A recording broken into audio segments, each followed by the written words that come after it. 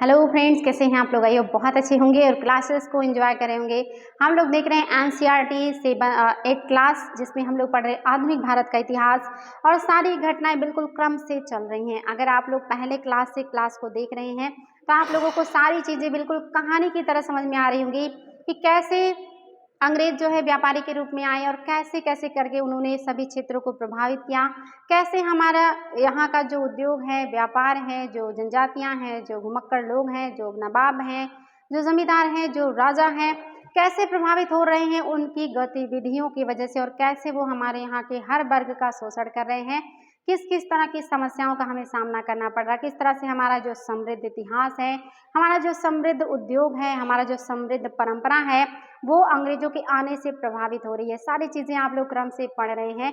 अगर अच्छे से देख रहे हैं तो आप लोग प्री और मेंस की आंसर राइटिंग बहुत शानदार तरीके से कर पाएंगे, जो कि बहुत ही आसान तरीके से हम लोग इसको पढ़ रहे हैं। आज हम लोग पढ़ने वाले हैं देसी जनता को सभ्य बनाना, राष्ट्र को शिक्षित करना।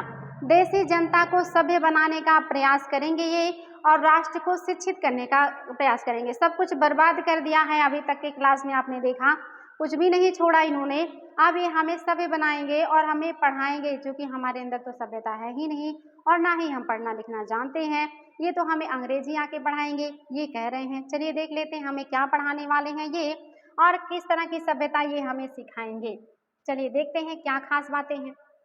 पहले के अध्यायों में आप देख चुके हैं कि ब्रिटिश शासन के कारण यहाँ के राजाओं और नवाबों, किसानों और जो आपके आदिवासियों पर किस किस तरह के प्रभाव पड़े आपने देखा है। अभी तक जो पढ़ा है उसमें आपने देखा हमारे यहाँ के राजाओं के ऊपर, नवाबों के ऊपर, आदिवासियों के ऊपर, किसानों के ऊपर इनके किस किस तरह के काम का असर आ रहा है। आगे कह रहा है इस अध्याय में हम यह समझने का प्रयास करेंगे इन चीज़ों से विद्यार्थियों के जीवन पर क्या असर पड़े। यानी कि अब हम देखेंगे कि विद्यार्थियों के ऊपर इनके मतलब इनके आने का, इनके जो काम है इसका क्या नेगेटिव इम्पैक्ट आएगा जो विद्यार्थी हैं उनके ऊपर। कह रहा है कि विद्यार्थियों के जीवन को समझना इसलिए ज़रूरी है क्योंकि भारत में अंग्रेज केवल भू क्षेत्र पर विजय और आय पर नियंत्रण ही नहीं चाहते थे, उन्हें लगता था कि उनका एक सांस्कृतिक मिशन भी है। वे मानते थे कि उन्हें देसी समाज को सभ्य बनाना है। यानी कि सिर्फ साम्राज्य विस्तार ही नहीं करना, बल्कि अंग्रेजों का मानना है कि यहाँ का जो देसी समाज है उसे हम सभ्य बनाएंगे। वो हमें बर्बर समझते हैं, हमें सभ्य बनाने की बात कर रहे हैं और इनके रीति रिवाज और मूल्य मान्यताओं को बदलना है। इन्हें लगता है कि हमारे जो रीति रिवाज हैं, जो मान्यताएं हैं, जो कल्चर्स हैं वो अच्छी नहीं है, उसको ये बदलना चाह रहे हैं और उसके लिए लोगों को जो है शिक्षित करना है इन्हें और उन्हें सभ्य बनाना है। इसके लिए कौन कौन से बदलाव लाए जाने थे, यानी कि सभ्य बनाने के लिए क्या क्या बदलाव लाएंगे। भारतीयों को शिक्षित, सभ्य और अंग्रेजों की सोच के मुताबिक अच्छी प्रजा बनाने के लिए कौन से कदम उठाए जाने थे। यानी कि भारतीयों को शिक्षित करने के लिए, सभ्य बनाने के लिए, साथ ही अंग्रेजों की सोच के मुताबिक अच्छी प्रजा बनाने के लिए इन्हें कौन कौन से कदम उठाना था ये देखना है। अंग्रेजों के पास भी इन सवालों के कोई बने बनाए जवाब नहीं थे। इन सवालों पर कई दशक तक बहस चलती रही। यानी कि अंग्रेजों के पास भी इन सवालों का कोई बना बनाया जवाब नहीं है, कोई आंसर नहीं है। इन्हें खुद नहीं पता कि हमें कैसे शिक्षित करेंगे, कैसे सभ्य बनाएंगे और कैसे अपने अकॉर्डिंग हमें ढालेंगे। इसके लिए कई दशकों तक ये लोग खुद ही सवाल जवाब करते रहे कि क्या तरीका होना चाहिए इनको पढ़ाने का, इनको सभ्य बनाने का और इनको तौर तरीका सिखाने का अंग्रेजों वाली। अंग्रेजी शिक्षा को किस तरह देखते थे, अंग्रेजी शिक्षा को किस तरह देखते हैं। आइए सबसे पहले इस बात पर ध्यान दें कि शिक्षा के क्षेत्र में अंग्रेज क्या सोच रहे थे और शिक्षा के जो विचार हमें आज सहज सामान्य दिखाई देते हैं वे पिछले 200 सालों में किस तरह विकसित हुए। यानी कि ये कह रहे हैं कि शिक्षा के क्षेत्र में अंग्रेज क्या सोचते हैं, हम लोग उसी को देखेंगे। साथ ही ये भी देखेंगे कि 2 सालों तक इन्होंने जो शासन किया भारत में, तो 2 सालों में इन्होंने क्या क्या परिवर्तन शिक्षा के क्षेत्र में किया है, क्या क्या काम किया है, वो भी देखेंगे। इस पड़ताल के दौरान हम इस बात पर भी विचार करेंगे कि भारतीयों ने ब्रिटिश विचारों पर कैसी प्रतिक्रिया दी और इस बारे में अंग्रेजों के विचार किस तरह विकसित हुए कि भारतीयों को कैसे पढ़ाया जाए। अब हम आज के चैप्टर में ये देखेंगे कि जो पढ़ाने वाले हैं इस पर भारतीयों का क्या विचार है और अंग्रेजों की क्या राय है कि ये हमें किस तरह से पढ़ाएंगे। तो पहली बार जो प्राच्यवाद की परंपरा है इनकी क्या विचार है। प्राच्यवाद मतलब जो हमारे यहाँ प्राचीन काल से जो तौर तरीके चल रहे हैं, संस्कृत, फारसी, उर्दू, हिंदी, ये चाहते हैं कि उसी में हमको पढ़ाया जाए, उसी भाषा का उपयोग करके हमारा जो पढ़ाई है वो आगे बढ़ाया जाए। सन 1783, ये देखिए कौन है, सन 1783 में विलियम जोन्स। ये एग्जाम में बहुत बार पूछा जाता है कि विलियम जोन्स ने जो है किस तरह की विचारधारा के हैं, तो प्राच्यवाद की विचारधारा के हैं। और इन्होंने कलकत्ता में एशियाटिक सोसाइटी ऑफ बंगाल की स्थापना भी की है। कब किया है, 1700 जो है 84 ईस्वी में। याद रखिएगा, देखिए 83 में ये मतलब काम करना शुरू कर रहे हैं और 84 में इन्होंने एशियाटिक सोसाइटी ऑफ बंगाल की स्थापना भी कर दी थी। तो ये कह रहा है कि विलियम जोन्स नाम के एक सज्जन कलकत्ता आए, उन्हें ईस्ट इंडिया कंपनी द्वारा स्थापित किए गए सुप्रीम कोर्ट में जूनियर जज के पद पर तैनात किया गया था। कानून का माहिर होने के साथ साथ जोन्स एक भाषाविद भी थे, यानी कि ये कानून के माहिर तो हैं ही साथ ये भाषाविद भी हैं, यानी कि कई भाषाओं का ये ज्ञान रखते हैं। आगे कहना है कि भाषाविद भी थे। उन्होंने ऑक्सफोर्ड में ग्रीक और लैटिन का अध्ययन किया था। जो ऑक्सफोर्ड विश्वविद्यालय है, यहाँ पर इन्होंने ग्रीक और लैटिन का अध्ययन भी किया है। वे फ्रेंच और अंग्रेजी जानते थे और अपने एक दोस्त से अरबी सीखने के अलावा फारसी भी सीख चुके थे, यानी कि उन्हें अरबी, फारसी, फ्रेंच, अंग्रेजी इस सब का ज्ञान है, लैटिन भाषा का भी ज्ञान है। कलकत्ता में उन्होंने क्या किया है, चलिए देख लेते हैं। कलकत्ता में आने के बाद वे रोजाना घंटों संस्कृत विद्वानों के साथ बैठकर उनसे बारीकियां, यानी कि ये घंटों क्या करते थे, विद्वानों के पास बैठते थे और उनसे बारीकियां सीखते थे कि कैसे बारीकी से चीज़ों को समझा जा सके। और संस्कृत ये क्लिष्ट शब्द है, भाषा है, तो संस्कृत को समझने के लिए ज़्यादा बारीकी की ज़रूरत होती है। तो ये बैठकर उनसे संस्कृत की बारीकियां, उसकी व्याकरण और संस्कृत काव्य का अध्ययन करने लगे थे। कुछ ही समय में उन्होंने कानून का भी अध्ययन कर लिया, दर्शन का भी, धर्म का भी, राजनीति, नैतिकता, अंक गणित, चिकित्सा विज्ञान और अन्य विज्ञानों की प्राचीन भारतीय पुस्तकों का अध्ययन करना भी शुरू कर दिया। यानी कि इन्हें भाषाओं का तो ज्ञान है ही, साथ ही भारत के जो चिकित्सा है, शिक्षा है और गणित है, इन सभी क्षेत्र का भी ये अध्ययन कर रहे हैं। जोन्स ने पाया कि उस समय कलकत्ता में तैनात बहुत सारे अंग्रेज अफसर भी उनके जैसे दिलचस्पियां रखते हैं। हेनरी टॉमस कोलब्रुक और नैथनियल हॉलहेड भी भारतीय भाषाएं सीखकर संस्कृत व फारसी रचनाओं का अंग्रेजी में अनुवाद कर रहे थे। ये देखिए, उनके साथ साथ आपके टॉमस कोलब्रुक भी हैं, नैथनियल हॉलहेड भी हैं। ये लोग भी भारतीय भाषा को सीख करके भारतीय भाषाओं में लिखी हुई ग्रंथों का अनुवाद कर रहे हैं और प्राचीन भारतीय विरासत को समझने का प्रयास भी कर रहे हैं। ये लोग ये जो है अनुवाद कर रहे हैं और प्राचीन जो भारत की विरासत है उसको समझने का प्रयास भी कर रहे थे। इन लोगों के साथ मिलकर जोन्स ने क्या किया है, एशियाटिक सोसाइटी ऑफ बंगाल की स्थापना किया है 1784 में। एशियाटिक रिसर्च नामक शोध पत्रिका का प्रकाशन भी शुरू किया। जोन्स और कोलब्रुक भारत के प्रति एक खास तरह का रवैया रखते थे। वे भारत और पश्चिम दोनों की प्राचीन संस्कृतियों के प्रति गहरा आदर भाव रखते थे। ये भारत की संस्कृति के प्रति भी और पश्चिम की संस्कृति के प्रति भी गहरा आदर भाव रखते थे। ये भेदभाव नहीं रखते हैं कि हमारी संस्कृति ज़्यादा अच्छी है इंडियंस की नहीं। इन्हें लगता है कि दोनों संस्कृतियों में गूढ़ता है, अच्छी हैं। उनका मानना था कि भारतीय सभ्यता प्राचीन काल में अपनी वैभव की शिखर पर थी, परंतु बाद में उसका पतन होता चला गया। इनका मानना है कि हमारी जो सभ्यता है, जो संस्कृति है, वो प्राचीन काल में अपने वैभव की शिखर पे थी, अपने पराकाष्ठा पे थी, लेकिन बाद में त्रुटियां विकृतियां आ गई जिसकी वजह से इसका पतन हो गया, ऐसा जोन्स का मानना है। आगे कह रहा है और उनकी राय में भारत को समझने के लिए प्राचीन काल में लिखे गए यहाँ के पवित्र और कानूनी ग्रंथों को खोजना व समझना बहुत जरूरी था। इन्हें लग रहा है कि अगर भारतीयों को समझना है तो इनके जो पवित्र और कानूनी ग्रंथ हैं उनको खोजिए और उनको पढ़िए, उनको समझिए। उनका मानना था कि हिंदुओं और मुसलमानों के असली विचारों व कानूनों को इन्हीं रचनाओं के जरिए समझा जा सकता है और इन रचनाओं को पुनः अध्ययन से ही भारत के भावी विकास का आधार पैदा हो सकता है। यानी कि इन्हें लग रहा है कि जो हिंदू हैं, जो मुस्लिम हैं, इनकी प्राचीन परंपरा बहुत समृद्ध थी। और इनके प्राचीन पुस्तकों को अगर हम पढ़ ले तो इनके विचारों को, इनकी जड़ को समझ जाएंगे, और अगर उसको समझ जाएंगे तो इनकी जो पुरानी वैभव है इसको वापस ला पाएंगे। साथ ही अंग्रेजों के लिए भी आसानी होगा इनकी मानसिकता को समझना, इनकी सोच को समझना, इनकी संस्कृति को समझना। और इसी वजह से ये क्या कर रहे हैं, अध्ययन कर रहे हैं यहाँ की किताबों का और अंग्रेजी में अनुवाद कर रहे हैं। इस तरह जोन्स और कोलब्रुक दोनों ही प्राचीन ग्रंथों को ढूंढने, उनकी व्याख्या करने, अनुवाद करने और ज़्यादा से ज़्यादा लोगों तक अपने नतीजे पहुंचाने में जुट गए। और इस तरह से जो जोन्स हैं, जो कोलब्रुक हैं, ये ज़्यादा से ज़्यादा प्राचीन ग्रंथों को ढूंढ रहे हैं, अनुवाद कर रहे हैं और लोगों तक उसका नतीजा जो है पहुँचा रहे हैं। ये भी याद रखिएगा।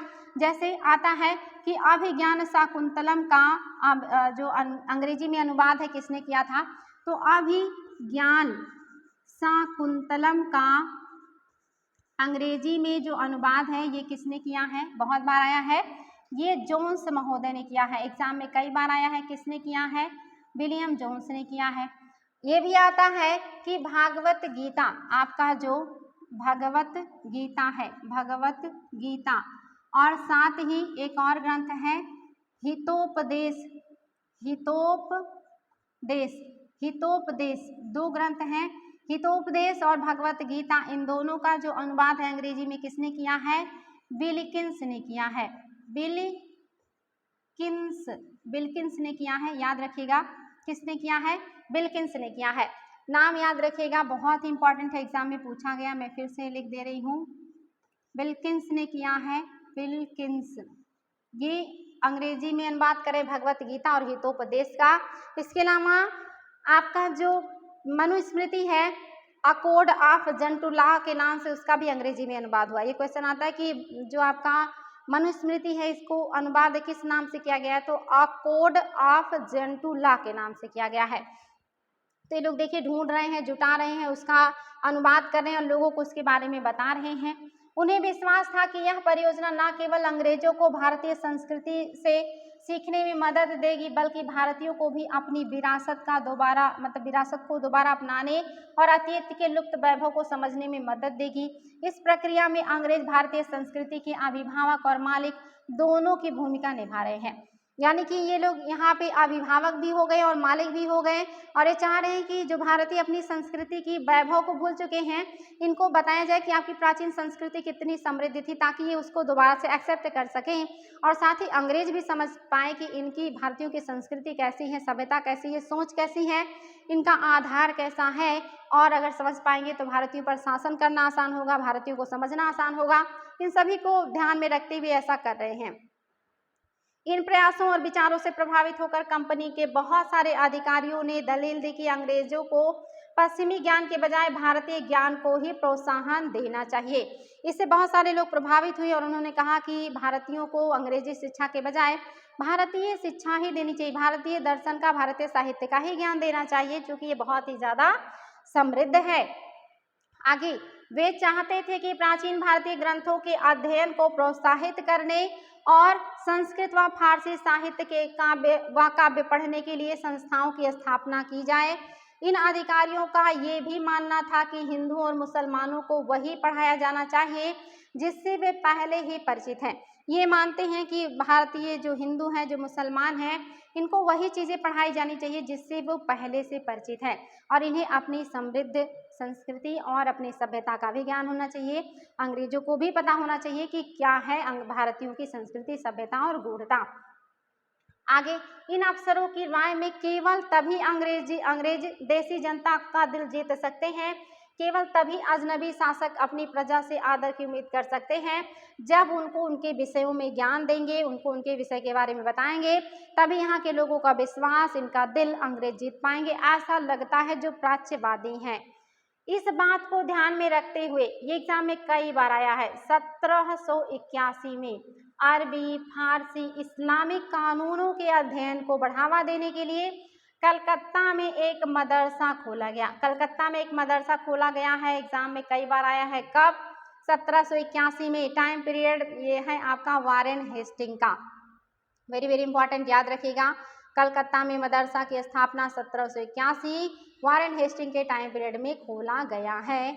बहुत ही महत्वपूर्ण तथ्य है, आयोग ने इसको कई बार पूछा हुआ है। चलिए आगे बढ़ते हैं और देखते हैं क्या खास बातें हैं।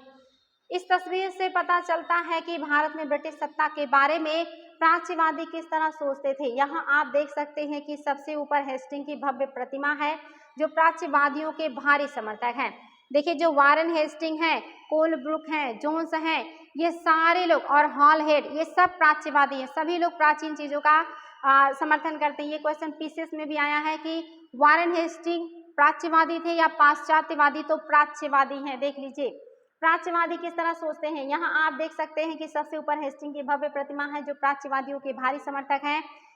इसके एक तरफ पंडित और दूसरी तरफ नीचे बैठे हुए मुंशी दिखाई दे रहे हैं। हेस्टिंग तथा अन्य प्राच्यवादी भारतीय विद्वानों से विभिन्न भारतीय भाषाएं सीखना चाहते थे। उन्हें वह कई बार केवल बोलियां समझते और वर्नाकुलर का नाम देते थे। वर्नाकुलर मतलब होता है जो देसी भाषा में लिखा हुआ होता है, उसको वर्नाकुलर कहते हैं, का नाम देते थे।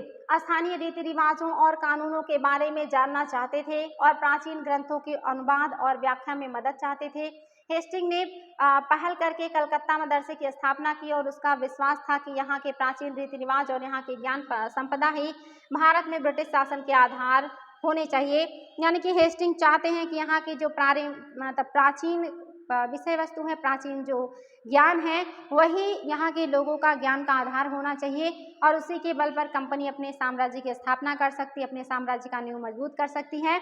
ऐसा कौन सोचते हैं? वारेन हेस्टिंग सोचते हैं। और उन्हें लगता है कि यहाँ की किताबों का अध्ययन करना चाहिए और उस अध्ययन में अंग्रेजों की मदद भारतीयों को करना चाहिए, भारतीय हिंदुओं को भी और मुसलमानों को भी अध्ययन करना चाहिए ताकि उनकी मदद से वहाँ के संस्कृत, वहाँ के फारसी ग्रंथों का अनुवाद हो सके, उसकी गूढ़ता को समझा जा सके, उसको फिर से लागू किया जा सके। और ये कौन सोच रहे हैं? वारेन हेस्टिंग का ऐसा सोचना है।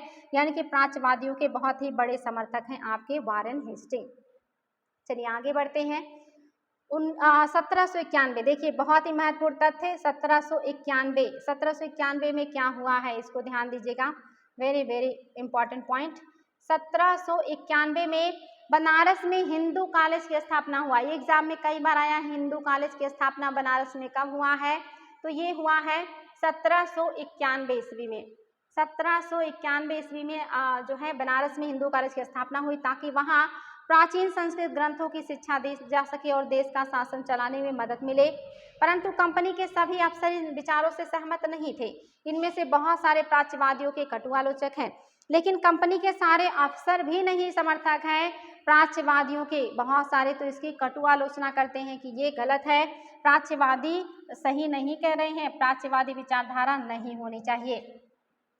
पूर्व की जघन्य गलतियां क्या है? पूर्व की जघन्य गलतियां आपको ये बताना है, पूर्व की जघन्य गलतियां क्या हैं। 19वीं सदी की शुरुआत से ही बहुत सारे अंग्रेज अफसर शिक्षा के प्राच्यवादी दृष्टिकोण की आलोचना करने लगे थे। उनका कहना था कि पूर्वी समाज का ज्ञान त्रुटियों से भरा हुआ है। ये कहते हैं कि जो पूर्वी समाज है इसका जो ज्ञान है ये त्रुटियों से भरा हुआ है, ये ज्ञान हमारे लिए नहीं सही है और कैसा है? अवैज्ञानिक है, इसमें कोई वैज्ञानिकता नहीं है, वैज्ञानिकता का अभाव है। उनके मुताबिक पूर्वी साहित्य अंग जो है अगंभीर और सतही है। इनके हिसाब से जो पूर्वी साहित्य है कैसा है? अगंभीर है, यानी कि गहराई नहीं है, सतही है यानी कि छिछली है, छिछली है, गहरी नहीं है, वैज्ञानिकता नहीं है और त्रुटिपूर्ण है। ऐसा लोगों का मानना है कि जो पूर्व का साहित्य है उसमें बहुत सारी कमियां हैं, बहुत सारी खामियां हैं और उसको लागू नहीं किया जा सकता।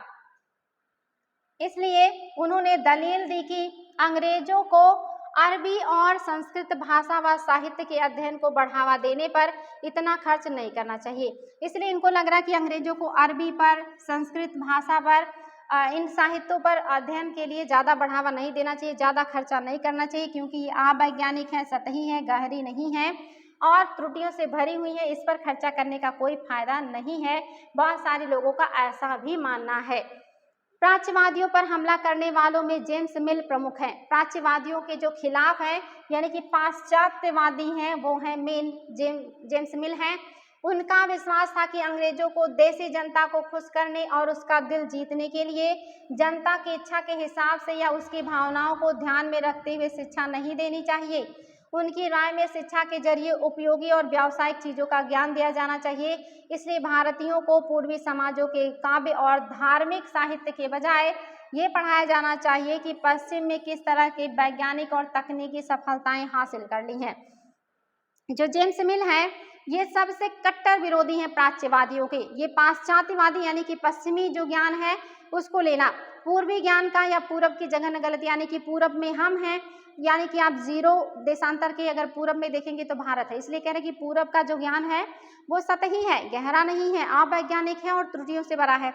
ये कह रहे हैं जो पाश्चात्य सभ्यता, जो पाश्चात्य संस्कृति है, इसका ज्ञान वैज्ञानिक है, गहरा है और उपयोगी है। इसलिए कह रहे हैं कि भारतीयों को उनके मन के हिसाब से अध्ययन मत कराइए, उनकी खुशी के अकॉर्डिंग काम मत कीजिए, बल्कि उसके खिलाफ, उसके अपोजिट पश्चिमी शिक्षा दीजिए। इन्हें बताइए कि कैसे शिक्षा में वैज्ञानिकता है, व्यावसायिकता है, तकनीकी है और इनको इसका ज्ञान दिया जाना चाहिए। कौन कह रहे हैं? जेम्स मिल कह रहे हैं।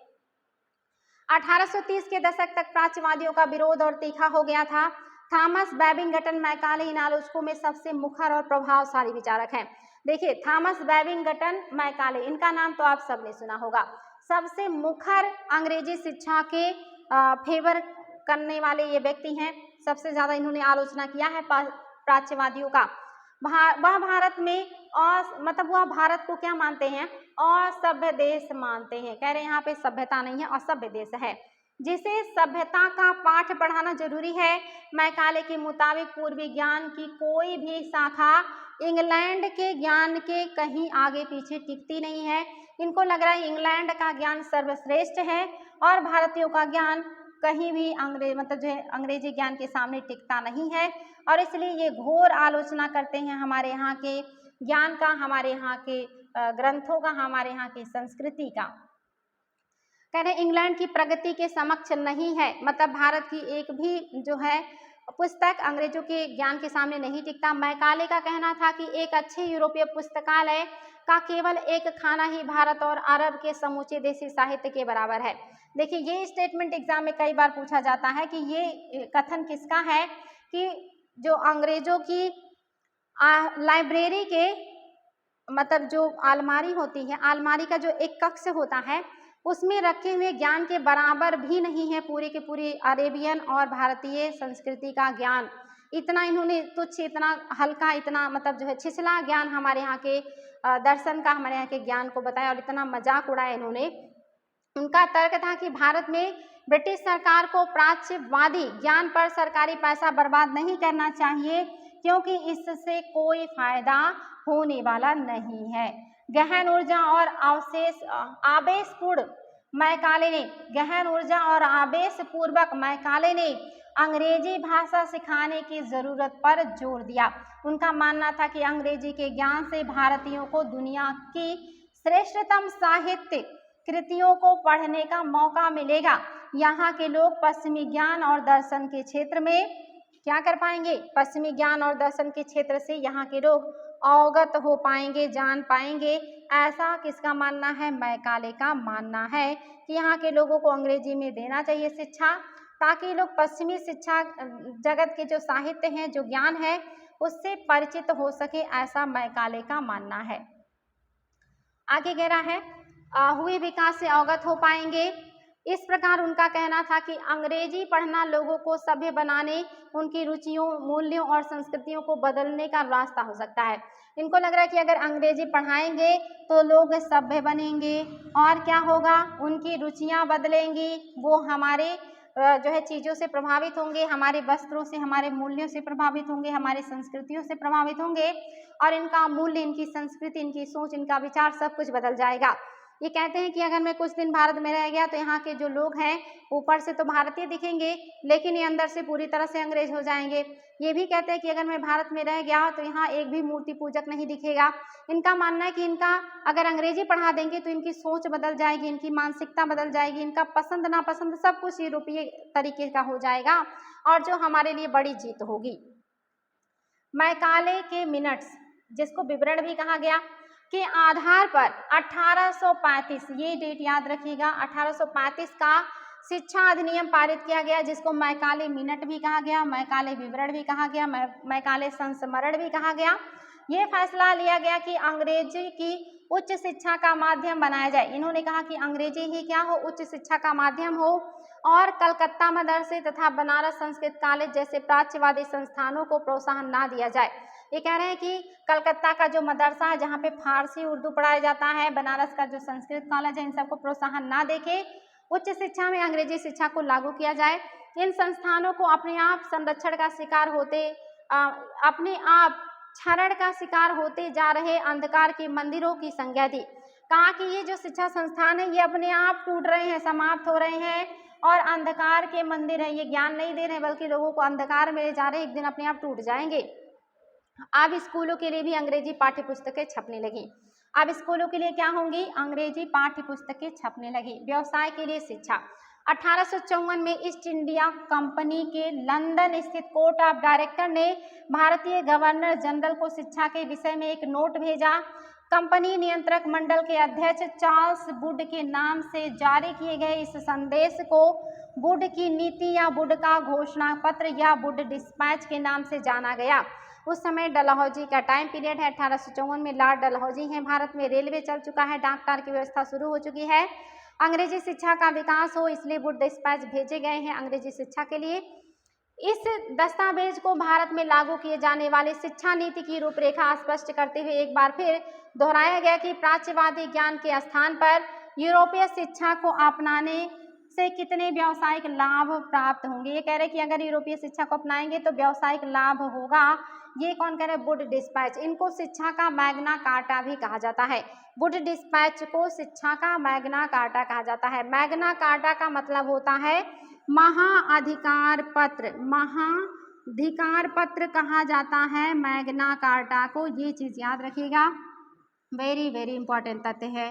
मैग्ना कार्टा मतलब महाअधिकार पत्र, महाअधिकार पत्र शिक्षा का। इस दस्तावेज में यूरोपीय शिक्षा का एक व्यावसायिक लाभ आर्थिक क्षेत्र में बताया गया था। उनके मुताबिक यूरोपीय शिक्षा के माध्यम से भारतीयों को व्यापार और वाणिज्य में विस्तार से होने वाले लाभों को समझाने और देश के संसाधनों के विकास का महत्व समझने में मदद मिलेगी। यदि उन्हें यूरोपीय जीवन शैली से अवगत कराया गया तो उनकी रुचियां आकांक्षाओं में भी बदलाव आएगा और ब्रिटिश वस्तुओं की मांग पैदा होगी। इन्हें लग रहा है कि उनका जब सोच, उनकी जो विचार है बदलेंगे, पसंद नापसंद बदलेंगे, तो वो अंग्रेजी वस्तुओं को खरीदेंगे, पैंट शर्ट पहनेंगे, कैप लगाएंगे, जूता पहनेंगे, टाई लगाएंगे। तो जब इनका सोच बदलेगा तो यूरोपीय वस्तुओं का डिमांड ये लोग करेंगे और इससे हमें फायदा होगा। आगे कह रहा है तब, क्योंकि तब यहाँ के लोग यूरोप में बनी चीज़ों को अपनाना और खरीदना शुरू करेंगे। जब लोगों की सोच बदलेगी, लोगों का विचार बदलेगा, तो लोग अंग्रेजी वस्तुओं को खरीदेंगे और खरीदने से हमारे यहाँ की बनी हुई वस्तुओं का डिमांड बढ़ेगा और जब डिमांड बढ़ेगा तो उससे हमें फ़ायदा होगा, ऐसा इनका मानना है। वुड की नीति पत्र में यह तर्क दिया गया था कि यूरोपीय शिक्षा से भारतीयों के नैतिक चरित्र का उत्थान होगा। इनका कहने का मतलब है कि अगर यूरोपीय शिक्षा दी गई तो इनका नैतिक मतलब चारित्रिक या ऐसी तरह का उत्थान होगा।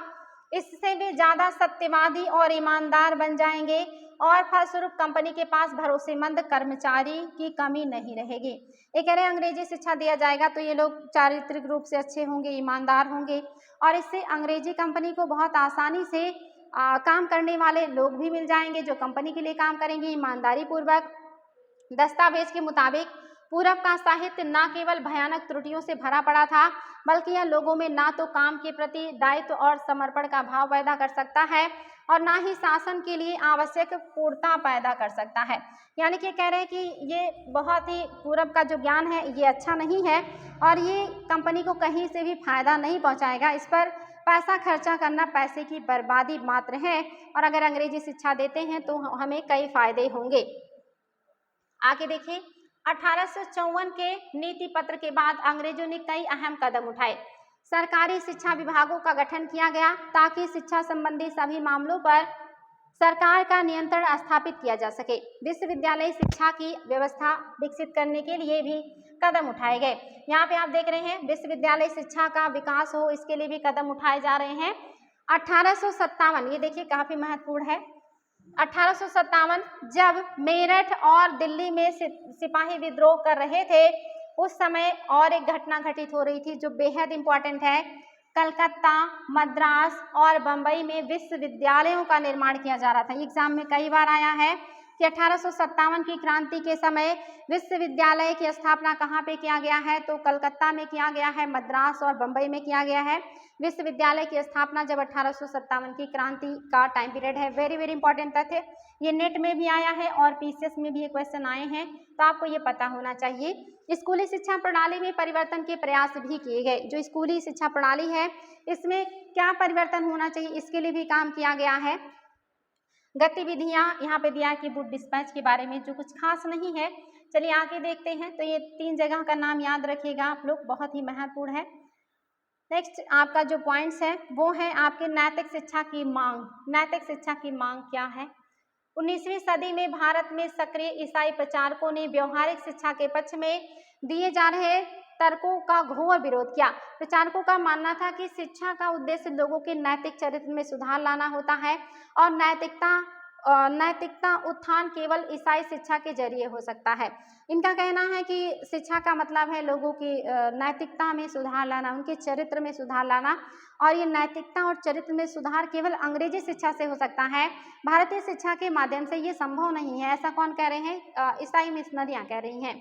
1813 में, ये देखिए बहुत इंपॉर्टेंट है, 1813 का जो चार्टर एक्ट आया था इसमें शिक्षा के लिए 1 लाख रुपए का प्रावधान किया गया था। एग्जाम में आया है 1 लाख रुपए का प्रावधान कब किया गया है शिक्षा के लिए, तो 1813 के चार्टर एक्ट में किया गया था। 1813 तक ईस्ट इंडिया कंपनी भारत में प्रचारक गतिविधियों के विरुद्ध थी। कंपनी को भय था कि प्रचारकों की गतिविधियों की वजह से स्थानीय जनता के बीच असंतोष पैदा होगा और लोग भारत में अंग्रेजों की उपस्थिति है को शक की नज़र से देखने लगेंगे। ब्रिटिश नियंत्रण वाले भू क्षेत्रों में अपनी संस्थाएं ना खोल पाने की वजह से प्रचारकों ने अंततः श्रीरामपुर में अपना मिशन खोल दिया। यानी कि जो ईसाई धर्म प्रचारक हैं, कंपनी को लगता है कि अगर इनको संदेह की नज़र से लोग देखने लगे तो ये कंपनी को भी संदेह की नज़र से देखने लगेंगे, इसलिए इनको ज़्यादा बढ़ावा नहीं दिया जाना चाहिए। और फिर मिशनरियों ने श्रीरामपुर में अपना मिशन खोल दिया। यह इलाका डेनिश ईस्ट इंडिया कंपनी के नियंत्रण में आता था। वर्ष 1800 में एक छापा खाना लाया गया और 1818 तक ये कॉलेज खोल दिया गया। 19वीं सदी के दौरान पूरे भारत में प्रचारक स्कूल खोले गए, परंतु 1857 के बाद भारत में ब्रिटिश सरकार प्रचारक शिक्षा को प्रत्यक्ष सहायता देने में आनाकानी करने लगी। अब जो ईसाई मिशनरियां हैं इनको प्रत्यक्ष सहायता नहीं दे रही कंपनी, क्योंकि उनको लग रहा है कि इनकी गतिविधियों की वजह से भी विद्रोह हुआ था और अगर इनको संरक्षण देंगे तो फिर से विद्रोह होने की संभावनाएं बन सकती हैं। आगे कह रहा है, सरकार को लगता था कि स्थानीय रीति रिवाजों, व्यवहारों और मूल्य मान्यताओं और धार्मिक विचारों से किसी भी तरह की छेड़छाड़ देसी लोगों को भड़का सकती है, क्योंकि जो ईसाई मिशनरियां हैं वो देसी लोगों से कहते थे कि आपकी संस्कृति, सभ्यता, आपका ज्ञान, आपके जो चीज़ें हैं ये अच्छी नहीं हैं, इसमें कमियां हैं, त्रुटियां हैं, ईसाई धर्म अपना लीजिए, ईसाई धर्म बहुत अच्छा है, जिससे यहाँ के लोग काफ़ी नाराज होते थे और अंग्रेज इस बात से डर रहे थे कि अगर ऐसा होगा तो फिर से जो दंगा है वो भड़क सकता है, इसलिए वो ईसाई मिशनरियों को ज़्यादा वैल्यू नहीं कर रहे हैं। अब देखिए स्थानीय पाठशालाओं का क्या हुआ। जो स्थानीय स्तर पर पाठशालाएं थे, जो स्थानीय स्तर पर छोटे छोटे स्कूल थे, उनका क्या हुआ? क्या आपको कुछ अंदाजा है कि अंग्रेजों से पहले यहाँ बच्चों को किस तरह पढ़ाया जाता था? क्या आपने कभी सोचा है कि उस समय बच्चे स्कूल जाते भी थे या नहीं? और अगर स्कूल थे तो ब्रिटिश शासन के तहत उनका क्या हुआ? यानी कि आप क्या सोच रहे हैं? आपको सोचना चाहिए कि जब अंग्रेज नहीं आए थे तो यहाँ पे किस तरह से शिक्षा दिया जाता था, शिक्षा दिया भी जाता था या नहीं, और बच्चे स्कूल जाते थे या नहीं, इस तरह के सवाल आपके दिमाग में आने चाहिए। विलियम एडम की रिपोर्ट, इस बात पर विलियम एडम ने अपनी एक रिपोर्ट सौंपी कि इस तरह अंग्रेजों के पहले भारत की शिक्षा व्यवस्था कैसी, स्कूल कैसे हैं, बच्चे कैसे पढ़ते थे। 1830 के दशक में स्कॉटलैंड से आए ईसाई प्रचारक विलियम एडम ने बंगाल और बिहार के जिलों का इन्होंने क्या किया है, जो विलियम एडम है इन्होंने बंगाल और बिहार के जिलों का दौरा किया। दौरा क्यों किया है? क्योंकि कंपनी ने इनको नियुक्त किया है कि आप दौरा कीजिए और वहाँ के स्कूलों के हालात के बारे में हमें बताइए। तो इन्होंने दौरा किया। कंपनी ने उन्हें देसी स्कूलों में शिक्षा की प्रगति पर रिपोर्ट तैयार करने का जिम्मा सौंपा था। एडम ने जो रिपोर्ट तैयार किया वह दिलचस्प थी। एडम ने पाया कि बंगाल और बिहार में 1 लाख से ज़्यादा पाठशालाएं हैं। ये बहुत छोटे छोटे केंद्र थे, ये जो पाठशालाएं हैं ये शिक्षा के बहुत ही छोटे छोटे केंद्र थे, यानी कि बड़े नहीं थे, जिनमें आमतौर पर 20 से ज़्यादा विद्यार्थी नहीं होते थे। यानी कि विद्यालयों की संख्या तो बहुत है, आप देख रहे हैं इन क्षेत्रों में 20 से ज़्यादा, मतलब एक स्कूल में 20 से ज़्यादा बच्चे नहीं होते हैं और विद्यालय बहुत सारे हैं। कह रहा है कि फिर भी इन पाठशालाओं में पढ़ने वाले बच्चों की कुल संख्या काफ़ी बड़ी थी, यानी कि लगभग 20 लाख से भी ज़्यादा बच्चे पढ़ते थे। ये पाठशालाएं संपन्न लोगों या स्थानीय समुदाय द्वारा चलाई जा रही थी। कई पाठशालाएं स्वयं गुरु द्वारा प्रारंभ की गई थी। यानी कि जो पाठशालाएं हैं ये संपन्न लोगों के द्वारा चलाई जा रही हैं और कई पाठशालाएं स्वयं गुरु अपने मतलब स्वेच्छा से चलाते थे। और एक पाठशाला में 20 से ज़्यादा बच्चे नहीं होते थे, लेकिन टोटल अगर काउंट कर लिया जाए तो 20 लाख से ज़्यादा बच्चे इन पाठशालाओं में पढ़ रहे हैं। आगे कह रहा है कि शिक्षा का तरीका काफ़ी लचीला था। आज आप जिन चीज़ों की स्कूल से उम्मीद करते हैं उनमें से कुछ चीज़ें उस समय की पाठशालाओं में भी मौजूद थी। बच्चों को फीस निश्चित नहीं, बच्चों का जो फीस है निश्चित नहीं है, यानी कि पाठशालाओं में नियम काफ़ी लचीले हैं। आज के जैसे स्कूलों की कुछ चीज़ें तब भी देखने को मिलती थी। फीस भी पैसे के अकॉर्डिंग होता था, यानी कि अमीर घर का बच्चा ज़्यादा फीस देगा, गरीब घर का बच्चा कम फीस देगा। तो फीस जो है वो निश्चित नहीं है। छपी हुई किताबें नहीं होती थी। पाठशाला की इमारत जो है अलग से नहीं बनाई जाती थी, कोई अलग से स्कूल कॉलेज के लिए इमारत नहीं बनती थी। बेंच और कुर्सियां नहीं होती थी, ब्लैक बोर्ड भी नहीं होता था, अलग से कक्षाएं लेने, बच्चों की हाजिरी लेने का कोई इंतजाम नहीं होता था। सालाना इम्तहान और नियमित समय सारणी जैसी कोई व्यवस्था नहीं थी। कोई ना सालाना एग्जाम होता है, ना कोई नियमित सारणी है, ना कोई बेंच है, ना टेबल है, ना ब्लैक बोर्ड है, ना किताबें हैं, कुछ भी नहीं है। यहाँ पे किस तरह का शिक्षा दिया जा रहा है देख रहे हैं आप लोग। आगे कह रहा है कुछ पाठशालाएं बरगद की छांव में चलती थी, तो कई गांव के किसी दुकान या मंदिर के कोने या गुरु के घर पर ही बच्चों को पढ़ाया जाता था। बच्चों को फीस उनके माँ बाप की आमदनी से तय होता था कि कौन कितना फीस देगा। अमीरों को ज़्यादा और गरीबों को कम फीस देनी पड़ती थी। शिक्षा मौखिक होती थी, कोई चीज़ लिखाया नहीं जाता था और क्या पढ़ना है यह बताना विद्यार्थियों की ज़रूरत को देखते हुए गुरु ही तय करता था। यानी कि किसको क्या पढ़ना है, ये जैसा ज़रूरत होता था विद्यार्थी का, उसी हिसाब से शिक्षक निर्धारित करता था कि किसको क्या पढ़ना है। आगे कह रहा है विद्यार्थियों को अलग कक्षाओं में नहीं बैठाया जाता था, सभी एक जगह एक साथ बैठते थे। अलग अलग स्तर के विद्यार्थी के साथ गुरु अलग से बात कर लेते थे, यानी कि सारे बच्चे एक साथ बैठते थे, कोई अलग से कक्षाएं नहीं होती थी, सभी लोग एक साथ बैठते थे, उनकी ज़रूरत के अकॉर्डिंग उन्हें पढ़ाई जाती थी। पृष्ठभूमि के अकॉर्डिंग जो शिक्षक हैं अलग अलग बच्चों से अलग अलग तरीके से मिल लिया करते थे, लेकिन सारे लोग एक ही जगह पढ़ रहे हैं। आगे कह रहा है कि एडम ने पाया कि यह लचीली प्रणाली स्थानीय आवश्यकताओं के लिए काफ़ी अनुकूल है। उदाहरण के लिए फसल की कटाई के समय कक्षाएं बंद हो जाती थी, क्योंकि उस समय गांव के बच्चे प्रायः खेतों में काम करने चले जाते थे। कटाई और अनाज निकल जाने के बाद पाठशालाएं दोबारा शुरू हो जाती थी। इसका परिणाम यह था कि साधारण काश्तकारों के बच्चे भी पढ़ाई कर सकते थे। इससे क्या होता था, जब काम से फुर्सत हो जाती थी तो साधारण जो काश्तकार के बच्चे हैं वो भी पढ़ाई कर सकते थे, क्योंकि काम के टाइम पीरियड में छुट्टियां हो जाया करती थी। नई दिनचर्या नए नियम, नई दिनचर्या नए नियम। 19वीं सदी के मध्य तक कंपनी का ध्यान मुख्य रूप से उच्च शिक्षा पर था, इसलिए कंपनी ने स्थानीय पाठशालाओं के कामकाज में कभी ज़्यादा दखल नहीं दिया। 1854 के बाद कंपनी ने देसी शिक्षा व्यवस्था में सुधार लाने का फैसला किया। कंपनी का मानना था कि इसके लिए मौजूदा व्यवस्था के भीतर ही बढ़ावा दिए जा सकते हैं। कंपनी एक नई दिनचर्या, नए नियम और नियमित निरीक्षणों के जरिए पाठशालाओं को और व्यवस्थित करना चाहती थी। यानी कि 1854 के पहले कंपनी शिक्षा के क्षेत्र में बहुत ज़्यादा काम नहीं कर रही है, लेकिन 1854 से जब डिस्पैच आया, यहाँ से शिक्षा के क्षेत्र में नए नियम, नई साड़ी, नए तौर तरीके और नई चीज़ें लागू करने का प्रयास कर रही है। और यहाँ पे आप देखेंगे शिक्षा पर थोड़ा सा ज़्यादा जोर दिया गया है। इसके पहले शिक्षा पर कोई खास काम नहीं किया गया था। इसके लिए क्या किया जा सकता था, कंपनी ने क्या कदम उठाए? सबसे पहले तो कंपनी ने बहुत सारे पंडितों को सरकारी नौकरी पर रख लिया। इनमें से प्रत्येक पंडित को 4 से 5 स्कूलों की देखरेख का जिम्मा सौंपा गया। पंडितों का काम पाठशालाओं का दौरा करना और वहां अध्ययन की स्थितियों में सुधार लाना था। प्रत्येक गुरु को निर्देश दिया गया कि वे समय समय पर अपने स्कूल के बारे में रिपोर्ट भेजें और कक्षाओं का नियमित समय सारणी के अनुसार पढ़ाएं। अब अध्यापन पाठ्य पुस्तकों पर आधारित हो गया और विद्यार्थियों की प्रगति को मापने के लिए वार्षिक परीक्षाओं की रूपरेखा तैयार की जाने लगी। विद्यार्थियों से कहा गया कि वे नियमित रूप से शुल्क दें, नियमित रूप से कक्षा में आए, तय सीट पर बैठे और अनुशासन के नियमों का पालन करें। यानी कि हमारे यहाँ ऐसा कुछ भी नहीं था, कोई किताब नहीं थी, कोई विषय सारणी नहीं थी, कोई नियम नहीं था, कोई कानून नहीं था, कुछ भी ऐसा नहीं था। लेकिन जब अंग्रेजी शिक्षा लागू हुआ और अंग्रेजों ने इस पर इंटरेस्ट दिखाया तो इन सारी चीज़ों को व्यवस्थित कर दिया गया। अब स्कूल के लिए अलग भवन हो गए, बेंच भी हो गया, व्हाइट बोर्ड ब्लैक बोर्ड भी हो गया, किताबें भी हो गई, साड़ी भी हो गया, फीस भी हो गया, वार्षिक परीक्षा भी हो गई। इस तरह से सारी चीज़ों का जो नियम कानून है वो किसने लागू कर दिया? अंग्रेजों ने। नए नियमों पर चलने वाली पाठशालाओं को सरकारी अनुदान मिलने लगे। जो पाठशालाएं नई व्यवस्था के भीतर काम करने को तैयार नहीं थी उन्हें कोई सरकारी सहायता नहीं दी जाती थी।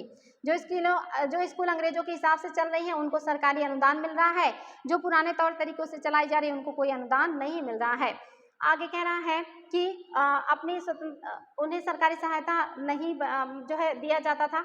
आगे सरकारी सहायता प्राप्त और नियमों से चलने वाली पाठशालाओं के सामने कमजोर पड़ने लगे। यानी कि जो आपके नियम कानून से चल रहे हैं, जिनको सरकारी अनुदान मिल रहा है, उनके सामने जो स्थानीय पाठशालाएं हैं, जो चीज़ें हैं, ये क्या हो रही हैं? कमजोर पड़ रही हैं। आगे देखिए, इन नए नियमों और दिनचर्या का एक और भी नतीजा हुआ। पहले वाली व्यवस्था में गरीब किसानों के बच्चे भी पाठशालाओं में जा सकते थे, क्योंकि शालाओं की समय सारणी काफ़ी लचीली होती थी। कई व्यवस्था के अनुशासन की मांग थी कि बच्चे नियमित रूप से स्कूल आएँ।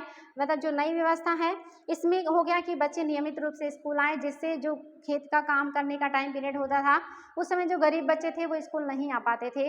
और इसका एक मतलब जो है निगेटिव इम्पैक्ट आया कि जो गरीब बच्चे हैं वो काम के टाइम में भी स्कूल नहीं जा सकते थे और ऐसे में उनका नाम काट दिया जाता।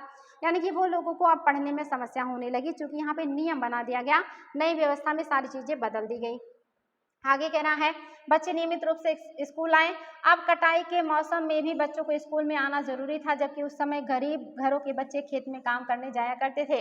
अगर कोई बच्चा स्कूल नहीं आ पाता था तो उसे अनुशासनहीनता माना जाता था, यानी कि बच्चा पढ़ना लिखना ही नहीं चाहता है और उसको स्कूल से भगा देने का भी प्रावधान रहा होगा। राष्ट्रीय शिक्षा की कार्यसूची। केवल अंग्रेज अफसर ही भारत में शिक्षा के बारे में नहीं सोच रहे थे। 19वीं सदी की शुरुआत से ही भारत के विभिन्न भागों में बहुत सारे विचारक शिक्षा के जो व्यापक प्रसार है की जरूरत पर जोर देने लगे। यूरोप में आ रहे बदलाव से प्रभावित कुछ भारतीयों का मानना है कि पश्चिमी शिक्षा भारत का आधुनिकीकरण कर सकती है। उन्होंने अंग्रेजों से आह्वान किया कि नए स्कूल, कॉलेज और विश्वविद्यालय खोलें और शिक्षा पर ज़्यादा पैसे लगाएं। यानी कि बहुत सारे हमारे यहाँ के विद्वान हैं, बहुत सारे हमारे यहाँ के जो लोग हैं वो चाहते हैं कि अंग्रेजी शिक्षा का प्रचार प्रसार हो, बढ़ावा दे। अंग्रेज जो हैं अंग्रेजी शिक्षा पर ज़्यादा पैसे खर्चा करें ताकि ज़्यादा से ज़्यादा जो लोग हैं वो अंग्रेजी शिक्षा का अध्ययन कर सकें और वो जो है शिक्षित बन सके। ऐसा हमारे यहाँ के बहुत सारे विद्वान भी चाहते हैं कि ऐसा हो। आगे कह रहा है इस दिशा में हुए कुछ प्रयासों के बारे में आप अध्याय 9 में पढ़ेंगे। इस दिशा में जो कुछ प्रयास किए गए इसके बारे में आप अध्याय 9 में पढ़ेंगे। परंतु बहुत सारे भारतीय पश्चिमी शिक्षा के विरोध में थे, जैसे महात्मा गांधी भी पश्चिमी शिक्षा के विरोधी हैं और रविन्द्रनाथ टैगोर भी पश्चिमी शिक्षा के विरोधी हैं। ये दोनों लोग पश्चिमी शिक्षा के विरोधी हैं। आइए देखें कि उनका क्या कहना था। चलिए देखते हैं कि गांधी क्या कहते हैं और टैगोर क्या कहते हैं। अंग्रेजी शिक्षा ने हमें गुलाम बना दिया है। इनका कहना है कि अंग्रेजी शिक्षा ने हमें गुलाम बना दिया है। महात्मा गांधी का कहना है कि औपनिवेशिक शिक्षा ने भारतीयों के मस्तिष्क में हीनता का बोध पैदा कर दिया है। इसके प्रभाव में आकर यहाँ के लोग पश्चिमी सभ्यता को श्रेष्ठतर समझने लगे हैं या मानने लगे हैं और अपनी संस्कृति के प्रति उनका गौरव भाव नष्ट हो गया है। महात्मा गांधी कह रहे हैं कि पश्चिमी शिक्षा ने हमारे दिमाग में हीनता भर दी है। हमें लगता है हमारी जो संस्कृति है, सभ्यता है, जो ज्ञान है वो हीन है।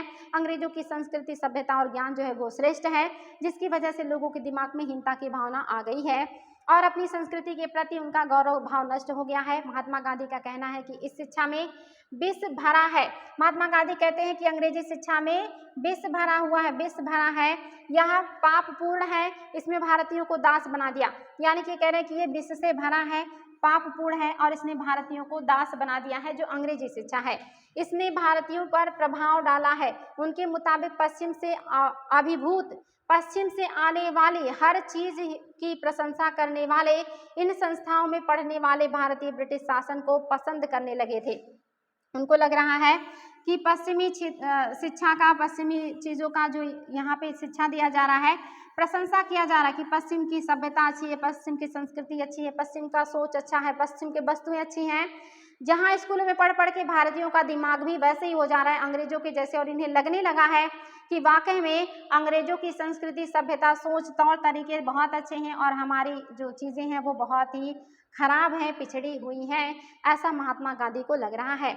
महात्मा गांधी एक ऐसे शिक्षा के पक्षधर थे जो भारतीयों के भीतर प्रतिष्ठा और स्वाभिमान का भाव पुनर्जीवित करे। राष्ट्रीय आंदोलन के दौरान उन्होंने विद्यार्थियों से आह्वान किया कि वे शिक्षा संस्थानों को छोड़ दें और अंग्रेजों को बताएं कि अब वे गुलाम बने रहने के लिए तैयार नहीं हैं। गांधी जी ने कहा, अंग्रेजी शिक्षण संस्थानों को छोड़ दीजिए और कह दीजिए अब हमें आपकी गुलामी मंजूर नहीं है। महात्मा गांधी की दृढ़ मान्यता थी कि शिक्षा केवल भारतीय भाषाओं में ही दी जानी चाहिए। महात्मा गांधी को लगता है कि भारतीयों को शिक्षित उनकी ही भाषा में किया जाना चाहिए, अंग्रेजी में नहीं किया जाना चाहिए। उनके मुताबिक अंग्रेजी में दी जा रही शिक्षा भारतीयों को अपाहज बना देती है, उन्हें अपने सामाजिक परिवेश से काट देती है और उन्हें अपनी ही भूमि पर अजनबी बना देती है। उनकी राय में विदेशी भाषा बोलने वाले, स्थानीय संस्कृति से घृणा करने वाले अंग्रेजी शिक्षित भारतीय अपनी जनता से जुड़ने के तौर तरीके भूल चुके हैं। इन्हें लग रहा है कि अंग्रेजी शिक्षा पढ़ने के बाद लोग अपनी गौरवपूर्ण संस्कृति से घृणा करने लगते हैं, अंग्रेजों की सोच के हो जाते हैं और अपनी देश की समस्याओं को, अपनी देश की संस्कृति को, अपनी देश के वैभवपूर्ण जो परंपरा है उससे घृणा करने लगते, उससे दूर हो जाते हैं और अंग्रेजी जो चीज़ें हैं उसके काफ़ी करीब चले जाते हैं, ऐसा गांधी जी का मानना है। शिक्षित भारतीय अपनी जनता से जुड़ने के तौर तरीके भूल चुके थे। महात्मा गांधी का कहना था कि पश्चिमी शिक्षा मौखिक ज्ञान के बजाय केवल पढ़ने और लिखने पर केंद्रित है। ये कह रहे हैं वो केवल पढ़ने लिखने पर केंद्रित है, उसमें मौखिक ज्ञान नहीं दिया जाता है, ये गांधी जी का कहना है। उसमें पाठ्य पुस्तकों पर तो जोर दिया जाता है लेकिन जीवन अनुभव और व्यावसायिक ज्ञान की उपेक्षा की जाती है। ये कह रहे हैं कि उसमें पाठ्य पुस्तकों पर ज़्यादा जोर दिया जाता है, लिखने पढ़ने पे ज़्यादा जोर दिया जाता है, लेकिन जो और भी अनुभव व्यक्ति को होने चाहिए, जो और भी सामाजिक ज्ञान होना चाहिए, इस पर लोगों का ध्यान नहीं जाता है, अंग्रेजों का ध्यान नहीं जाता है। गांधी का तर्क था कि शिक्षा से व्यक्ति का दिमाग और आत्मा विकसित होनी चाहिए। गांधी जी कह रहे हैं कि पढ़ने से व्यक्ति का दिमाग भी विकसित होना चाहिए और आत्मा भी विकसित होना चाहिए, लेकिन पश्चिमी सभ्यता सिर्फ दिमाग विकसित करता है, उनकी आत्मा विकसित नहीं करता। उनकी राय में केवल साक्षरता यानी पढ़ने और लिखने की क्षमता पा लेना ही शिक्षा नहीं होती। गांधी जी कह रहे हैं केवल साक्षर हो जाना, पढ़ने लिखने की क्षमता डेवलप कर लेना ही साक्षरता नहीं है। साक्षरता का मतलब है मानसिक विकास, और ये मानसिक विकास हर तरह का होना चाहिए, जिसमें अनुभव भी हो, जिसमें व्यक्ति समझदार भी बने, विद्वान भी बने, ये सारी चीज़ें हों तो वो शिक्षा है, अन्यथा वो शिक्षा नहीं है, वो साक्षरता नहीं है। इसके लिए तो लोगों को हाथ से काम करना पड़ता है, यानी कि अगर वो अनुभव करना चाहते हैं तो उन्हें फिजिकल वर्क भी करना होगा, तभी उन्हें अनुभव, एक्सपीरियंस मिलेगा। हुनर सीखने पड़ते हैं और यह जानना पड़ता है कि विभिन्न चीज़ें किस तरह काम करती हैं, इससे उनका मस्तिष्क और समझने की क्षमता दोनों विकसित होता है। ये कहना है कि प्रैक्टिकल भी करना आना चाहिए, जब प्रैक्टिकल करता है व्यक्ति तब उसे समझ में आता है कि कोई चीज़ कैसे विकसित हो रहा है, कैसे डेवलप हो रहा है, ये चीज़ें इम्पॉर्टेंट है। यहाँ पे देखिए कुछ खास बातें हैं महात्मा गांधी ने लिखा था। महात्मा गांधी ने क्या लिखा है? शिक्षा से मेरा मतलब इस बात से है कि बालक और मनुष्य के देह, मस्तिष्क और भावना के श्रेष्ठ तत्वों के सामने लाया जाए। यानी कि कह रहे हैं शिक्षा से मतलब है कि जो मानव है, मनुष्य है, उसके शरीर में जो श्रेष्ठ तत्व है वो बाहर आए, जो मस्तिष्क में है, जो भावनाओं में है, वो सब बाहर आए, सामने आए। साक्षरता ना तो शिक्षा का अंत है और ना ही उसकी शुरुआत है, यह तो केवल एक साधन है जिसके जरिए मनुष्य, मतलब इसके जरिए पुरुष और महिलाओं को शिक्षा दी जा सकती है। ये कह रहे हैं साक्षरता कोई मतलब साक्षरता मनुष्य के लिए ज्ञान का प्रतीक नहीं है, बल्कि साक्षरता के जरिए अंदर जो मनुष्य की क्वालिटीज छिपी हैं उसको बाहर लाके मनुष्य को संपूर्ण बनाया जाता है, ये महात्मा गांधी जी का कहना है। साक्षरता अपने आप में शिक्षा नहीं होती, लिहाजा मैं बच्चों को शिक्षित करते हुए सबसे पहले उन्हें कोई उपयोगी हस्त कौशल सिखाना चाहूँगा या सिखाऊंगा और उन्हें शुरू से ही कुछ रचने पैदा करने के लिए तैयार करूँगा। मेरा मानना है कि दिमाग और आत्मा का सर्वोच्च विकास इस तरह की शिक्षा में ही संभव है। प्रत्येक हस्त कौशल आज की तरह केवल यांत्रिक ढंग से ही नहीं बल्कि वैज्ञानिक ढंग से बढ़ाया जाना चाहिए। यानी कि जो कौशल है वो सिर्फ यांत्रिक से ही नहीं हो सकता, सिर्फ मशीन से नहीं हो सकता, बल्कि वैज्ञानिक तरीके से भी हो सकता है। और वैज्ञानिकता सिर्फ मशीनों में नहीं होती, मनुष्य के दिमाग में होती है। और मनुष्य अपने दिमाग से भी बहुत सारे कौशलों का विकास कर सकता है और बढ़ावा दे सकता है। यानी बच्चे के प्रत्येक प्रक्रिया के क्यों और किस लिए का पता होना चाहिए। प्रत्येक प्रक्रिया में क्यों और किस लिए है इसका पता होना चाहिए बच्चे को। और ये कब होगा? जब वो प्रैक्टिकल करेगा, जब अनुभव करेगा, जब सीखेगा। ये चीज़ें महात्मा गांधी का कहना है। जैसे जैसे राष्ट्रीय भावना का प्रसार हुआ, कई दूसरे प्रचारक भी ऐसी राष्ट्रीय शिक्षा प्रणाली के बारे में सोचने लगे जो अंग्रेजों द्वारा स्थापित की गई व्यवस्था से अमूल तौर पर भिन्न था। यानी कि जैसे जैसे राष्ट्रीय आंदोलन बढ़ा और भी लोग सोचने लगे कि अंग्रेजी शिक्षा बहुत अच्छी नहीं है, भारतीय शिक्षा में जिस तरह की गांधी जी की सोच है वो अच्छी है। अब बात करेंगे टैगोर की। शांति निकेतन का निर्माण किया इन्होंने। आप में से बहुत सारे दोस्तों ने शांति निकेतन के बारे में सुना होगा। क्या आप जानते हैं कि इसकी स्थापना किसने और क्यों की? रविन्द्रनाथ टैगोर ने यह संस्था 1900 में शुरू की थी। टैगोर जब बच्चे थे तो स्कूल जाने से बहुत चिढ़ते थे, वहाँ उनका दम घुटता था, उन्हें स्कूल का माहौल दमनकारी लगता था। टैगोर को ऐसा लगता था मानो स्कूल कोई जेल हो।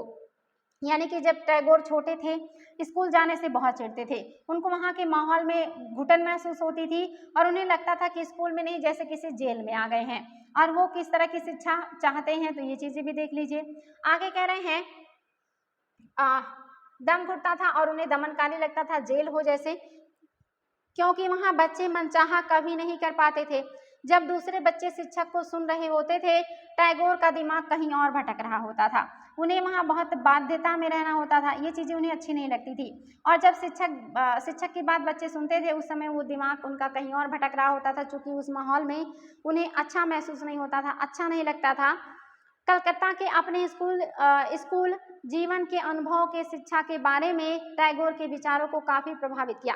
कलकत्ता में जो इन्होंने अपना स्कूल खोला, इसमें इन्होंने जो अनुभव किया था अपने जीवन काल में, उसने इसको काफ़ी प्रभावित किया और इनका स्कूल जो है इनकी सोच के अकॉर्डिंग बना। जब वे बड़े हुए तो उन्होंने एक ऐसा स्कूल खोलने के बारे में सोचा जहाँ पे क्या हो, यानी कि ऐसा स्कूल ये सोचते हैं कि मैं खोलूँ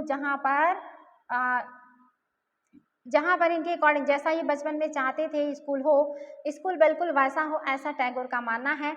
जहाँ पर बच्चे खुश रह सके, जहाँ वे मुक्त और रचनाशील हो सके, जहाँ वे अपने विचारों और आकांक्षाओं को समझ सके। टैगोर को लगता था कि बचपन का समय अपने आप सीखने का समय होना चाहिए। वह अंग्रेजों द्वारा स्थापित की गई शिक्षा व्यवस्था के कड़े और बंधनकारी अनुशासन से मुक्त होना चाहिए। शिक्षक कल्पनाशील हो, बच्चों को समझते हो और उनके अंदर उत्सुकता यानी कि जिज्ञासा, जानने की चाह विकसित करने में मदद दे। टैगोर के मुताबिक वर्तमान स्कूली बच्चों की रचनाशीलता और चकित होने के उनके स्वाभाविक गुण को मार देता है। यानी कि जो टैगोर हैं ये चाहते हैं विद्यालय ऐसा हो जहाँ बच्चे को अच्छा लगे, जहाँ जा करके उसको प्रसन्नता हो, जहाँ पे वो विचार कर सके, जहाँ पे वो सीख सके, जहाँ पे शिक्षक है वो अनुशासन ना ला दे, जहाँ पे बच्चों को समझे और उसकी जिज्ञासा को शांत करे, उसके अंदर सोचने की क्षमता को डेवलप करे और उनके सवालों का जवाब दे। ऐसा उनका मानना है कि ऐसा स्कूल होना चाहिए जहाँ नियम कानून कम हो, जहाँ आज़ादी हो, जहाँ स्वतंत्रता हो, जहाँ खुद करने का और उसको समझने का भी जो है एक तरीके से मौका मिले। टैगोर का मानना था कि सृजनात्मक शिक्षा को केवल प्राकृतिक परिवेश में ही प्रोत्साहन किया जा सकता है। इनका मानना है कि शिक्षा को जो सृजनात्मक क्रिया है शिक्षा की, ये कैसे परिवेश में हो सकता है? प्राकृतिक परिवेश में हो सकता है, नेचुरल परिवेश में ही संभव है। इसलिए उन्होंने कलकत्ता में 100 किलोमीटर दूर, कलकत्ता से 100 किलोमीटर दूर ग्रामीण परिवेश में अपना स्कूल खोलने का फैसला लिया। उन्हें यह जगह निर्मल, शांत कह रहा है कि यह जगह निर्मल, शांति से भरी दिखाई दी, जहां प्रकृति के साथ जीते हुए बच्चे अपनी स्वाभाविक सृजनात्मक मेधा को और विकसित कर सकते थे। और ये बहुत ज़्यादा शांति वाला इलाका था, इसीलिए इसको कहा गया शांति निकेतन। बहुत सारे मामलों में टैगोर और महात्मा गांधी शिक्षा के बारे में कमोबेश एक जैसी सोच रखते थे, लेकिन दोनों के बीच फर्क भी थे।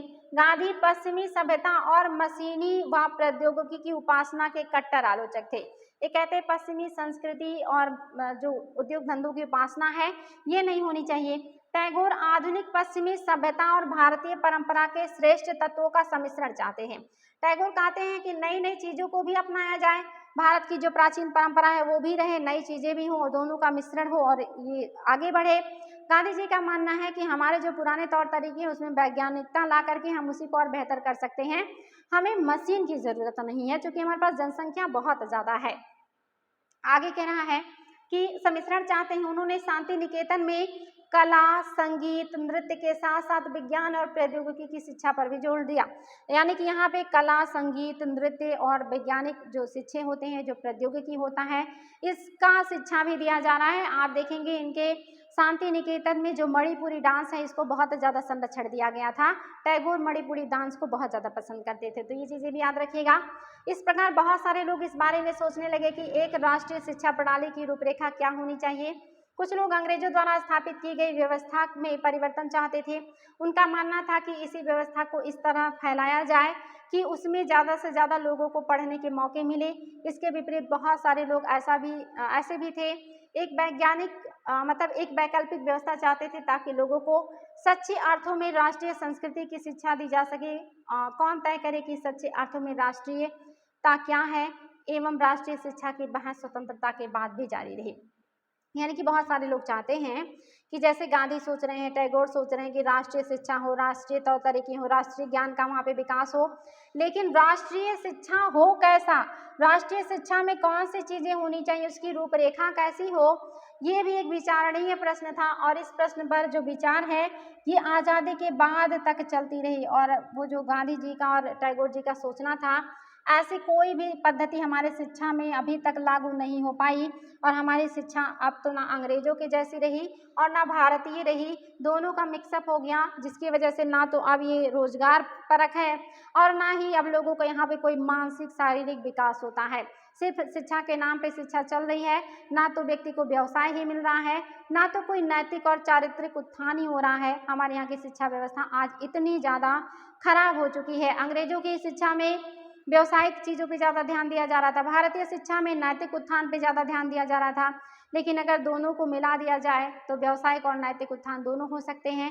लेकिन अभी तक हमारी शिक्षा व्यवस्था में इस तरह की कोई भी चीज़ हमें देखने को नहीं मिली। तो ये आप देख रहे हैं, उस पर चर्चा चली, बहस हुई, लेकिन कोई परिणाम नहीं आया। 1870 में शिक्षा अधिनियम लागू होने तक आमतौर पर पूरी आबादी के लिए व्यापक शिक्षा व्यवस्था नहीं थी। बाल मजदूरी बहुत बड़े पैमाने पर थी, इसलिए गरीब अपने बच्चों को स्कूल नहीं भेज पाते थे। परिवार चलाने के लिए उनकी आय महत्वपूर्ण थी। स्कूल भी बहुत कम थे, ज़्यादातर स्कूल चर्च या रईसों द्वारा स्थापित किए गए थे। शिक्षा अधिनियम लागू होने के बाद सरकार ने नए नए स्कूल खोलने शुरू किए और अनिवार्य शिक्षा का प्रावधान किया। थॉमस अर्नाल्ड उस दौर के सबसे महत्वपूर्ण शैक्षणिक विचारकों में से एक थे। वह रग्बी नामक प्राइवेट स्कूल के मुख्य अध्यापक थे। मध्यकालीन स्कूल की पाठ्यचर्या में 2000 साल पुरानी ग्रीक और रोमन शास्त्रीय कृतियों के विस्तृत अध्ययन की हिमायत करते हुए उन्होंने कहा, मुझे हमेशा ऐसा प्रतीत होता है कि हमारी अंग्रेजी स्कूलों में जो अध्ययन क्रम अपनाया जाता है उसकी सबसे अच्छी बात यह है कि वह हमारे दिमाग को लगातार अतीत के बारे में सोचने के लिए प्रेरित करता है। हर रोज हम भाषाओं, इतिहास और कुछ साल पहले व हजारों साल पहले के विचारों को पढ़ते रहते हैं। अर्नाल्ड का मानना है कि शास्त्रीय कृतियों के अध्ययन से दिमाग अनुशासित होता है। वास्तव में उस काल के ज़्यादातर शिक्षाविदों की मान्यता थी कि इस तरह का अनुशासन बहुत जरूरी है, क्योंकि बच्चे स्वाभाविक रूप से असभ्य होते हैं और उन्हें नियंत्रण करना आवश्यक है। सभ्य वयस्क के रूप में विकसित होने के लिए उन्हें मालूम होना चाहिए कि समाज में सही और गलत क्या है, उचित और अनुचित आचरण क्या होते हैं। शिक्षा खास तौर से बच्चों के दिमाग को अनुशासित करने वाली शिक्षा का मकसद उन्हें इसी मार्ग पर आगे ले जाना था। क्या आप बता सकते हैं कि इस तरह के विचार इंग्लैंड में गरीबों और उपनिवेशों में देसी जनता की शिक्षा से संबंधित सोच को किस तरह प्रभावित किया है?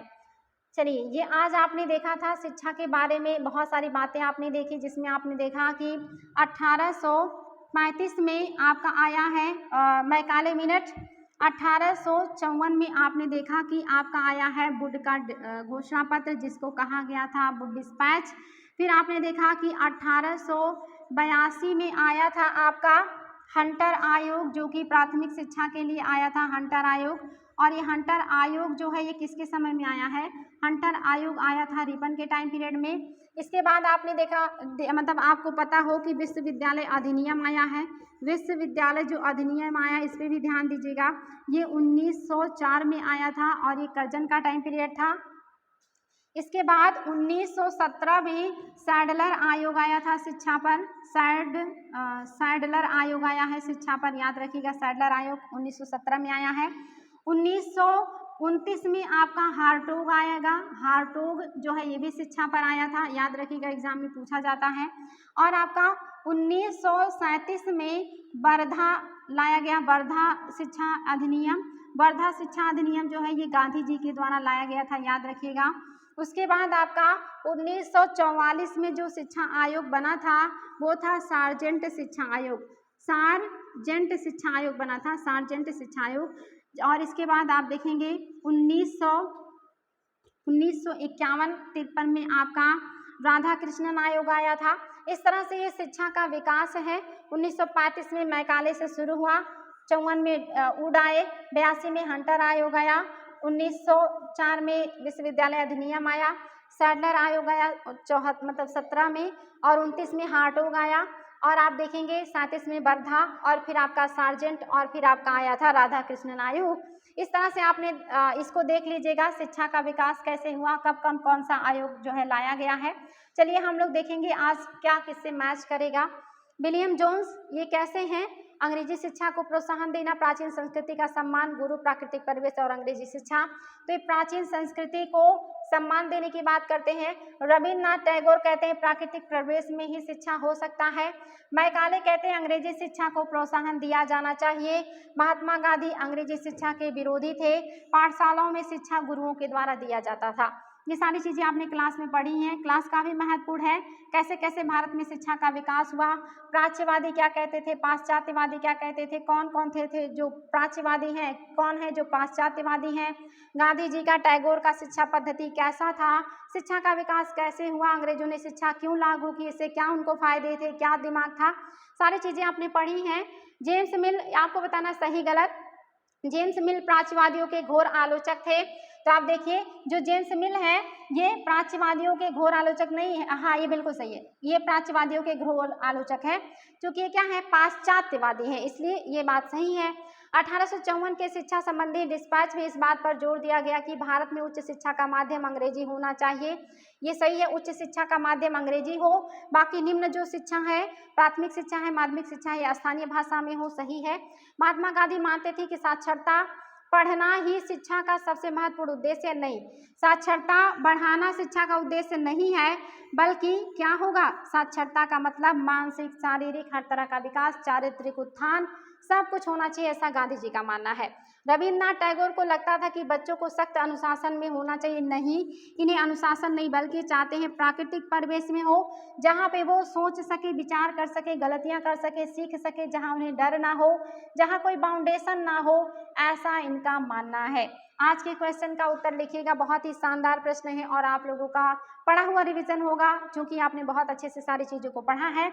शॉर्ट स्क्रीन ले लीजिएगा और इन प्रश्नों का उत्तर आप लोग जरूर लिखिएगा। आपके सामने प्रश्न है और उम्मीद है कि क्लास समझ में आई होगी और आपको प्रश्न लिखने में बिल्कुल भी समस्या नहीं होगा। तो बच्चों उम्मीद है कि क्लास अच्छी लगी होगी, अच्छा लगा होगा तो लाइक भी कीजिएगा, शेयर कीजिएगा, कमेंट कीजिएगा। आज के लिए इतना ही, फिर मिलेंगे न्यू टॉपिक के साथ। Thank you so much.